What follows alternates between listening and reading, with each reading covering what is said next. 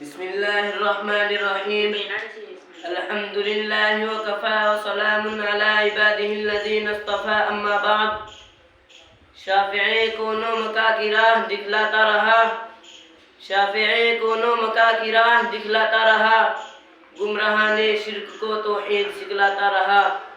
پرچم اسلام ابر درخشاں کے روپ میں، پرچم اسلام ابر درخشاں کے روپ میں بت قدوں کی چار دیواری پر لہراتا رہا. اس گلی میں عصر حاضر کا فقیر بے مثال سنت خیر الورا کے زمزمے گاتا رہا.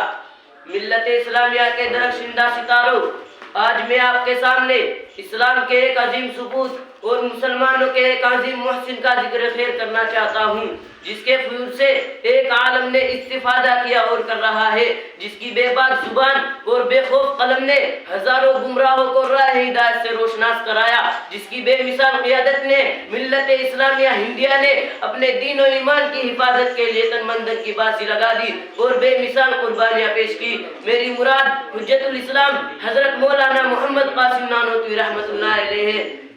ملت اسلامیہ کے دھڑکتے دلوں، یہ وہی مجاہد جلیل ہے جنہوں نے باطل کو مٹانے اور اسلام کا پرچم لہرانے کے لیے تن من دھن کی بازی لگا دی. حکومت برطانیہ نے ہندوستان پر غاصبانہ سکہ جمایا، اسلام کو مٹا کر عیسائیت کی تبلیغ شروع کی گئی، ظلم و ستم کے پہاڑ توڑے گئے، کئی لاکھ مسلمانوں کو شہید کر دیا گیا. جن کے گھروں میں ہاتھی جھومتے تھے پھوٹا کٹورا لے کر در در کی بھیک مانگنے پر مجبور ہو گئے. شاہی خاندان کی بیگمات پھٹی چادریں سروں پر ڈال کر گھروں میں کھانا پکانے کی نوکری کرنے لگی. وہ پردہ نشین عورتیں جن کے دیدار سے چاند سورج ترستے تھے در در کی بھیک مانگنے پر مجبور ہو گئے. ہر طرف تباہی و بربادی کا دور دورہ تھا، خون پانی کی طرح بہہ رہا تھا.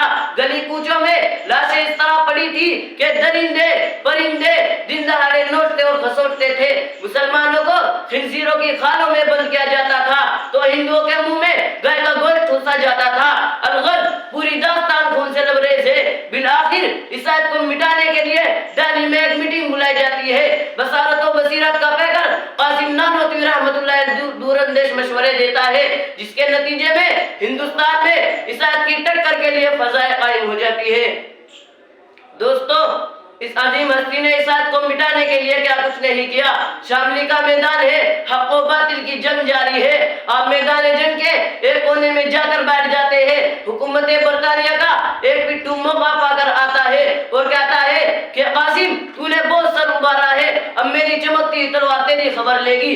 عقل سے کورا انگریز جو ہی سر گھماتا ہے، قاسم نانوتوی کی تلوار بجلی کی طرح چمکتی ہے اور اس کو زمین پر تڑپا دیتی ہے. وآخر دعوانا الحمدللہ رب العالمین.